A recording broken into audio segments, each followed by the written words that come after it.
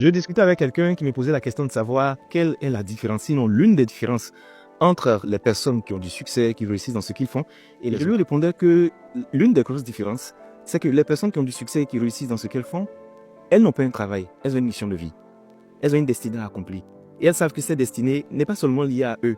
C'est une destinée qui prend en compte la dimension divine, la dimension humaine, c'est-à-dire des autres, et un impact qu'ils doivent laisser. Donc, ils n'ont pas un travail. Tandis que les autres ont vraiment un travail, une source de revenus. Donc, c'est ça vraiment qui fait la différence. Il m'a posé, il me dit, mais dans ce cas, comment est-ce qu'on trouve sa mission de vie, la raison pour laquelle on existe?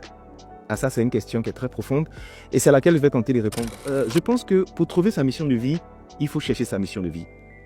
On ne trouve que ce qu'on cherche. Et je veux dire à quelqu'un qui m'écoute en ce moment, il y a une étape dans votre vie où vous devez vous asseoir pour vous dire, à quoi je sers? Je suis venu sur cette terre, pourquoi? C'est quoi la mission? C'est quoi la vision?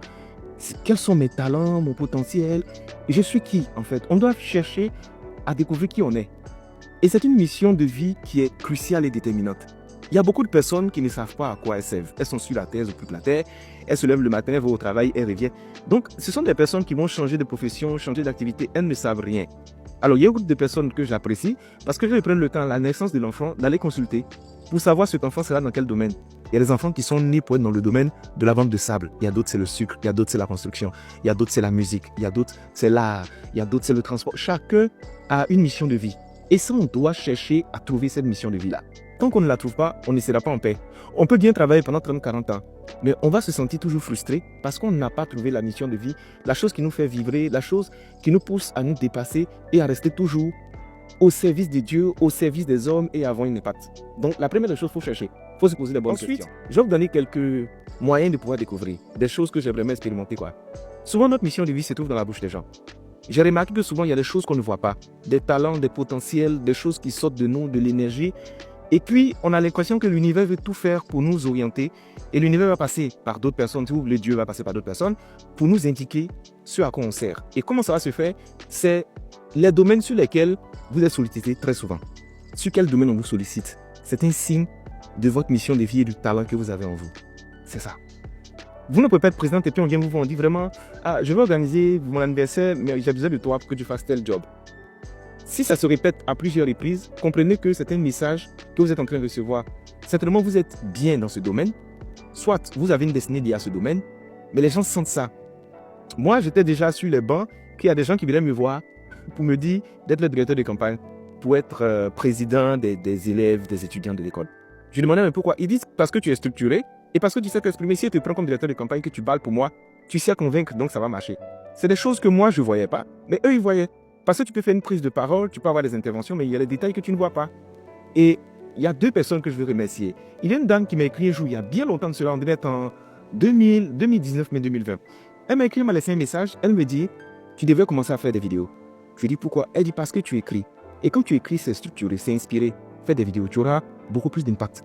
Au départ, j'ai dit, bon, ça, c'est pas grave. Elle est revenue là-dessus à 2 ou à 3 reprises. Et quand je faisais les premières vidéos, ça ne marchait pas. Il n'y avait pas de likes, il n'y avait rien du tout. Et elle m'écrivait souvent, elle me dit, il faut insister, continue. Jusqu'à ce qu'il y ait un certain niveau, bon, les gens ont commencé à suivre les vidéos, ils ont commencé à m'écouter. Donc cette dame-là, elle a été juste la personne qui m'a pistonné pour comprendre là où il devait être. Il y a une autre dame qui s'appelle Nina, elle est très sobre, elle est sur les réseaux, c'est une professionnelle du digital. Il a discuté avec elle pendant 15 minutes. Et ce sont 15 minutes qui ont été très déterminantes pour moi. Je l'ai appelée, gentiment elle a pris, elle dit ça va, oui toi je te connais, tu crées du contenu, tout ça. Tu as 15 minutes, je t'écoute. Je lui ai expliqué qu'en fait je tâtonnais, je ne savais pas où il devait m'orienter, tout ça. Et elle m'a posé un ensemble de questions qui m'ont permis d'être orienté, mais très vite.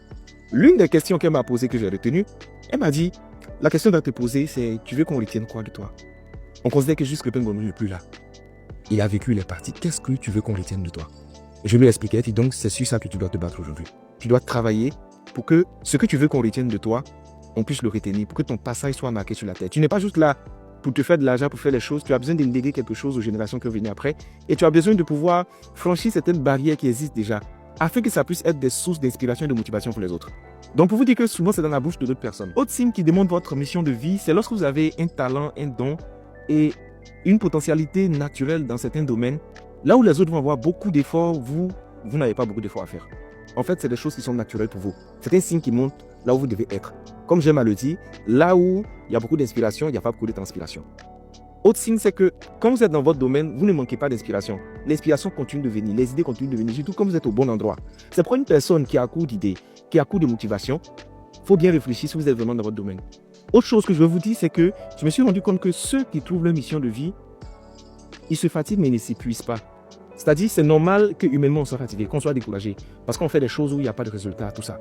Mais on ne s'épuise pas jusqu'à abandonner. Il y a toujours quelque chose qui va nous motiver. Quand ce n'est pas nous-mêmes, c'est quelqu'un, c'est un fait, c'est une situation qui va faire qu'on va continuer de le faire. C'est pourquoi j'entends les personnes dire à des politiciens qui ont peut-être 85 ans, 90 ans, ils sont fatigués, ils n'ont qu'à arrêter, ils ne peuvent pas arrêter. C'est leur essence de vie. C'est pour ça qu'ils ont été créés. Le jour où ils arrêtent ça, c'est qu'ils sont morts. Ils ne peuvent pas arrêter. Il y a des artistes, on les voit à un certain âge, très avancés, mais ils sont encore en train de jouer la guitare, en train de bouger. Tu le regardes, tu te dis, mais qu'est-ce qu'il veut? C'est ça qui le fait vibrer. C'est son monde qui est là, c'est son existence qui est là. Et vous allez vous rendre compte qu'il y a beaucoup de personnes qui, parce qu'ils ont trouvé leur mission de vie, sont plus heureuses que d'autres qui ont beaucoup d'argent. Souvent, vous allez dans les administrations, vous voyez des gens qui sont énervés, qui ne sont pas contents. Ils ont choisi un travail lucratif. Ils n'ont pas voulu choisir une mission de vie. Or, c'est dans la mission de vie qui peut ne ressembler à rien du tout. C'est là-bas que tu peux avoir un certain succès et une certaine rayonnance. Il y a des gens qui ont été créés pour travailler dans l'administration. Qu'ils le font, ils sont heureux. Je connaissais un policier qui faisait la circulation, mais quand tu le vois faire, tu sens que lui, il est passionné d'être dans la circulation. Or, la circulation, souvent, c'est la sanction pour d'autres personnes. Qu'on les envoie comme ça faire la circulation, ils sont énervés. Mais lui, il pourrait faire la circulation de matin jusqu'au soir. Il transpire, il est content, il danse. Il aime faire. C'est beau quand quelqu'un trouve ta mission de vie. Tu as l'impression que la personne ne se fatigue pas, la personne a trouvé de l'inspiration. Et j'ai discuté avec les gens qui me disent, mais comment tu fais pour avoir des inspirations? Je ne fais aucun effort. Ça, je ne vais pas vous cacher.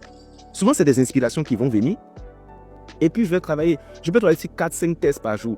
En vérité, je ne partage pas les sujets sur lesquels je travaille parce que ça va finir par inonder et par m'aider les gens. Mais l'inspiration ne s'arrête pas parce que là, je suis dans mon domaine. Et je peux être en train de parler pendant 1 heure, 2 heures de temps avec une suite logique et des explications pratiques sans que j'aie de bloc-notes parce que c'est ce que je suis appelé à faire. Donc, trouvez votre mission de vie. Et ça, il n'y a pas d'âge pour ça.